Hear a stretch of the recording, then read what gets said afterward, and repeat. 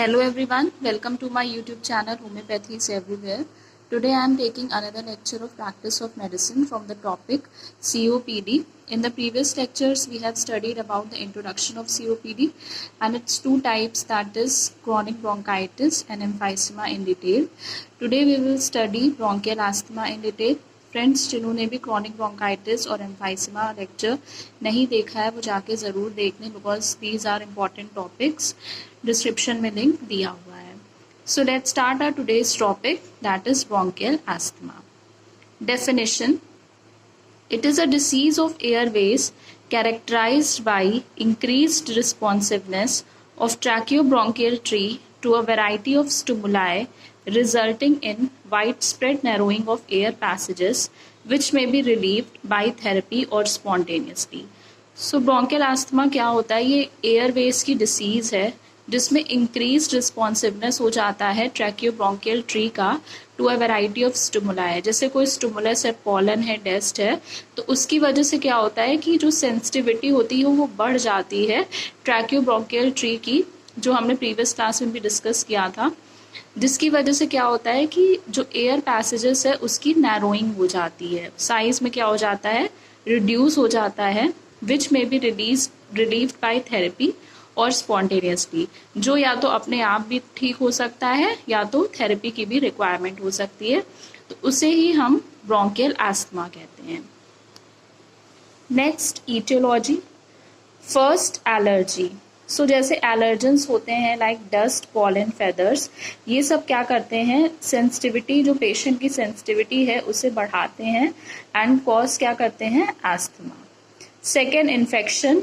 So mostly जो infection होते हैं हीमोफाइलस इन्फ्लुएंजा के और स्ट्रेप्टोकोकस निमोनी के, ये भी रिस्पॉन्सिबल होते हैं for causing asthma. Third, exercise. Exercise एक फैक्टर है जो अस्थमा को प्रेसिपिटेट करता है. Fourth, psychological factors. तो जैसे साइकोलॉजिकल फैक्टर्स होते हैं, कभी कभी इमोशनल है, स्ट्रेस है, तो उसकी वजह से भी क्या होता है, जो अस्थमा की कंडीशन है वो बढ़ जाती है या कॉज हो जाती है. Fifth, temperature and humidity. So बहुत ज़्यादा टेम्परेचर या ह्यूमिडिटी की वजह से भी क्या होता है, जो ऑब्स्ट्रक्शन हो जाता है एयरवेज का, जिसकी वजह से क्या होता है, एस्थमा हो जाता है. And last, smoking. जैसा हमने पढ़ा था कि स्मोकिंग जो है वो मोस्ट कॉमन कॉज है सीओपीडी का. हमने इसे क्रॉनिक ब्रोंकाइटिस में भी देखा था, एम्फाइसमा में भी देखा था, and it is also a cause of bronchial asthma. So that's about aetiology. Allergy, infection, exercise, psychological factors, temperature and humidity, and smoking, they all are responsible for causing asthma. Etiopathogenesis or classification. So asthma जो है on the basis of etiology classified into two types. First, extrinsic asthma and second, intrinsic asthma. इसको हम कुछ differentiating points में पढ़ेंगे. Let's see. Extrinsic asthma also known as atopic asthma. Intrinsic also known as non atopic asthma. So extrinsic का दूसरा नाम atopic asthma भी है और इंट्रिंसिक नॉन एटोपिक अस्थमा. कभी कभी क्वेश्चन आ जाता है एक्सट्रिंसिक के नाम से भी और एटोपिक के नाम से भी, तो हमें दोनों नाम जो है वो पता होने चाहिए. Extrinsic asthma, allergen sensitive. तो इस टाइप ऑफ अस्थमा में क्या होता है, जो पीपल होते हैं they are sensitive to allergens. Allergens के सेंसिटिव होते हैं जैसे dust, pollen. Intrinsic, allergen non sensitive. इसके जो पेशेंट्स होते हैं वो एलर्जेंस के सेंसिटिव नहीं होते हैं. Extrinsic asthma, IG level increase. तो इस टाइप ऑफ अस्थमा में क्या होता है, ये एलर्जन सेंसिटिव है, तो इसमें जो आईजीई लेवल है, जो एंटीबॉडी है, वो क्या होगा, बढ़ा हुआ होगा. एंड इंट्रिंसिक में आईजी लेवल क्या होगा, नॉर्मल होगा, because it is an allergen non sensitive asthma. इसीलिए ही एक्सट्रिंसिक अस्थमा को हम एलर्जिव अस्थमा भी कहते हैं और इंट्रिंसिक को हम नॉन एलर्जन अस्थमा भी कहते हैं. Extrinsic usually begins in childhood and intrinsic begins at any as. So extrinsic type जो है वो हमारा यूजुअली कब स्टार्ट होता है, चाइल्डहुड में होता है, और इंट्रिंसिक किसी एज में भी हमें हो सकता है, बट यूजुअली मिडिल एज में होता है. Extrinsic triggered by environmental allergens. Intrinsic triggered mainly by viral respiratory infections. तो एक्सट्रिंसिक अस्थमा जो है वो कब बढ़ जाता है, इन्वायरमेंट एलर्जेंस, जैसा हमने देखा था कि एलर्जन सेंसिटिव होता है, तो पॉलन है, डस्ट है, इन सब की वजह से क्या होगा, ये इंक्रीज हो जाएगा, जबकि इंट्रिंसिक जो होता है उसका मेन कॉज क्या होता है, वायरल रेस्पिरेटरी इन्फेक्शंस होते हैं। Extrinsic family history common, intrinsic less common. तो जैसा एक्सट्रिंसिक अस्थमा यूजुअली चाइल्डहुड में बिगिन होता है, तो उसमें बहुत मोस्टली जो है वो फैमिली हिस्ट्री अस्थमा की देखने को मिलती है, जबकि इंट्रिंसिक में ये लेस कॉमन होता है। Extrinsic skin test positive, intrinsic skin test negative. So जो एक्सट्रिंसिक अस्थमा है उसमें जो एलर्जन स्किन टेस्ट होता है वो पॉजिटिव आता है, क्योंकि इसमें आईजी लेवल क्या होता है, हमें बढ़ा हुआ देखने को मिलता है, जबकि इंट्रिंसिक में आईजी लेवल नॉर्मल है, तो स्किन टेस्ट जो है वो नेगेटिव आएगा। So this is all about its aetiopathogenesis और क्लासिफिकेशन। हमने देखा कि ईटियोलॉजी की बेसिस पे ये दो टाइप्स में क्लासिफाइड है, extrinsic and intrinsic asthma. Extrinsic को हम एटोपिक अस्थमा भी कहते हैं, इंट्रिंसिक को नॉन एटोपिक अस्थमा भी कहते हैं। एक्सट्रिंसिक एलर्जन सेंसिटिव होता है, इंट्रिंसिक नॉन सेंसिटिव होता है। एक्सट्रिंसिक में आईजी लेवल हमें बढ़ा हुआ देखने को मिलेगा, इंट्रिंसिक में it will be normal. Extrinsic usually childhood में बिगिन होता है और इसमें फैमिली हिस्ट्री भी देखने को मिलती है अस्थमा की, जबकि intrinsic it can begin at any as and the family history is less common. Extrinsic triggered होता है by environmental allergens and intrinsic mainly by viral respiratory infections. Extrinsic asthma में स्किन टेस्ट जो होता है वो positive होता है, जबकि इंट्रिंसिक में क्या होता है, स्किन टेस्ट नेगेटिव होता है। सो this is all about it's classification. Next clinical features. So clinical features जो है हम 3 हेडिंग्स में पढ़ेंगे। फर्स्ट, ड्यूरिंग अटैक, जो अस्थमा का अटैक होता है उस समय क्या सिम्टम्स हमें देखने को मिलते हैं। कंडीशन होती है स्टेटस अस्थमैटिकस की, तो उस टाइम हमें क्या सिम्टम्स देखने को मिलते हैं। And third, chronic stage of asthma में हमें क्या सिम्टम्स देखने को मिलते हैं। So clinical features are divided to 3 stages. First, attack हमें क्या सिम्टम्स देखने को मिलेंगे, let's see. Start in late hours of night और in early hours of morning. So जो एस्थमा का अटैक होता है वो बेसिकली क्या होता है, जो देर रात में स्टार्ट होता है या सुबह जल्दी स्टार्ट होता है। सडन ऑनसेट, इसका जो ऑनसेट होगा वो बिल्कुल स्पॉन्टेनियस होगा। टाइटनेस ऑफ चेस्ट, हमें इसमें क्या देखने को मिलेगा, टाइटनेस ऑफ चेस्ट देखने को मिलेगी पेशेंट में। या difficulty in breathing, want of open air, patient चाहेगा कि जो खिड़की दरवाजे हैं वो सब खुले रहें। कफ विथ लिटिल म्यूकस, कफ देखने को मिलेगा लिटिल एक्सपेक्टोरेशन के साथ। And attack subsides within an hour or सो, और ये जो अटैक होगा वो थोड़ी देर बाद, घंटे 1 घंटे बाद या 2 घंटे बाद जो है वो खत्म हो जाएगा, रिड्यूस हो जाएगा। अटैक हमें क्या क्या सिम्टम्स देखने को मिलेंगे, ये लेट आवर्स ऑफ नाइट में स्टार्ट होगा या अर्ली आवर्स ऑफ मॉर्निंग में। ऑनसेट इसका सडन होगा। टाइटनेस ऑफ चेस्ट देखने को मिलेगी, यहाँ देखने को मिलेगा want of open air, cough with little mucus and it subsides within an hour or so. Second, status asthmaticus. तो status asthmaticus क्या होता है? It is acute severe asthma in which there is series of asthmatic attacks without any relief. तो एक ये severe asthma की condition है जिसमें हमें जो asthmatic attacks हैं वो लगातार देखने को मिलते हैं बिना किसी आराम के। सिम्टम्स, तो अब इस ऐसी स्टेट में हमें क्या क्या सिम्टम्स देखने को मिलेंगे, सीवियर ब्रेथलेसनेस, बहुत ज़्यादा ब्रेथलेसनेस देखने को मिलेगी। Restlessness and anxiety, increase bronchial secretion, जो ब्रोंकियल सिक्रीशन होगा वो भी बढ़ जाएगा। Cyanosis, tachycardia, pulse rate, heart rate भी बढ़ा हुआ होगा। टेकिपनिया देखने को मिलेगा, बहुत ज़्यादा रैपिड ब्रीदिंग देखने को मिलेगी। सो ये एक सीवियर अस्थमा की स्टेट है जिसमें सीरीज ऑफ एस्थमेटिक अटैक्स हमें देखने को मिलता है without any relief. Symptoms will be severe breathlessness, restlessness and anxiety, increased bronchial secretion, cyanosis, tachycardia and tachypnea. Third, chronic stage. तो क्रॉनिक स्टेज में हमें 3 सिम्टम्स बेसिकली देखने को मिलते हैं, चेस्ट टाइटनेस, वीज यानी घरघराहट की आवाज, एक्सर्शनल डिस्निया, बहुत ज्यादा डिस्निया देखने को मिलेगा। एंड यूजुअली ये सिम्टम्स हमें रात में देखने को मिलते हैं बहुत लंबे टाइम तक, तो वो स्टेज जो होती है वो क्रॉनिक एस्थमा की स्टेज होती है। So this is all about its clinical features. Next we will see investigations. So first CBC, complete blood count. CBC कराएंगे तो उसमें हमें स्लाइड इओसिनोफिलिया देखने को मिलेगा, IG लेवल बढ़ा हुआ देखने को मिलेगा।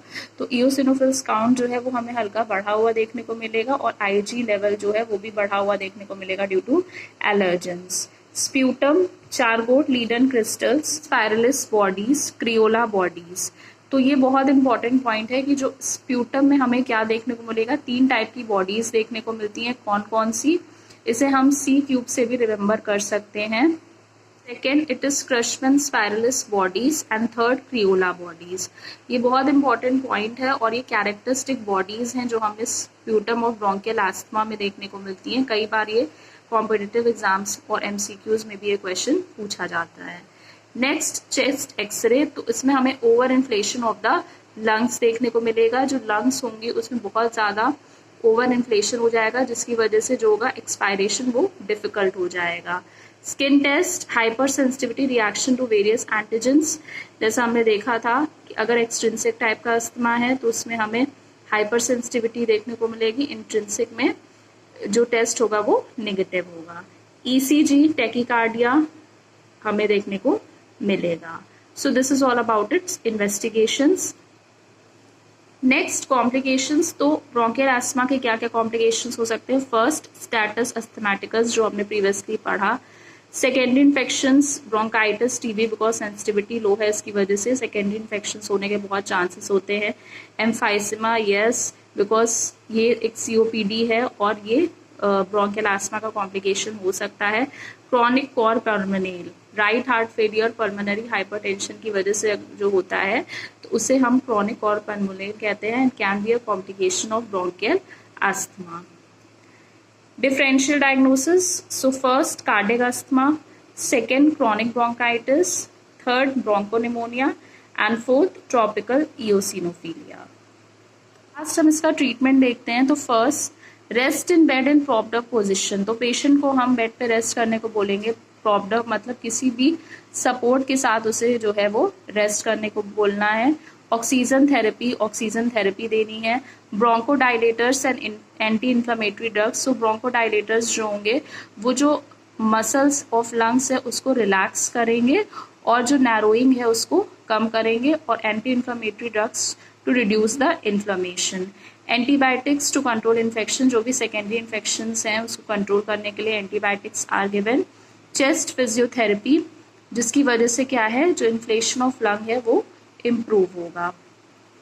Next, homoeopathic therapeutics. तो according to symptom similarity the drugs indicated for bronchial asthma are as first, antim tart, arsenic, cassia sophera, bacillinum, natrium surf and carbovetch.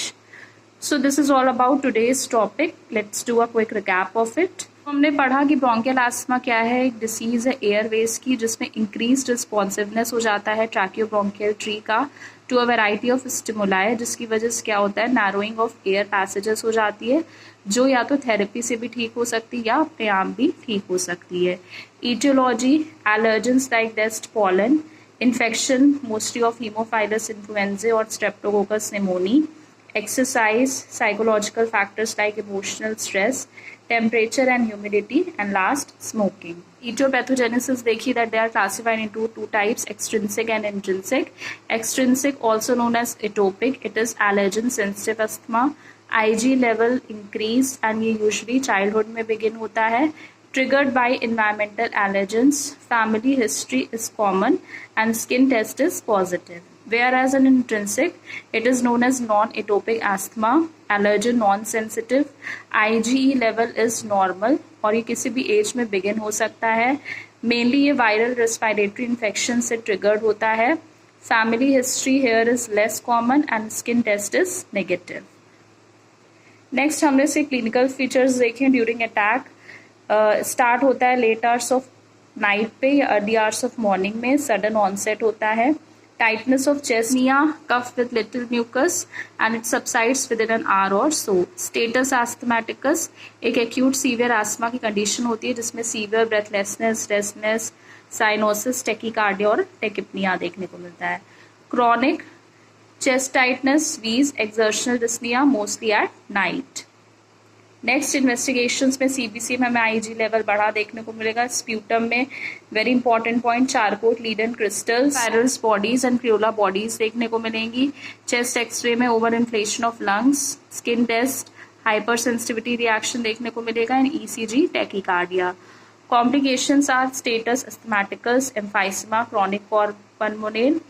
Differential diagnosis: cardiac asthma, chronic bronchitis, bronchopneumonia and tropical eosinophilia. In bed propped up position में oxygen therapy देनी है।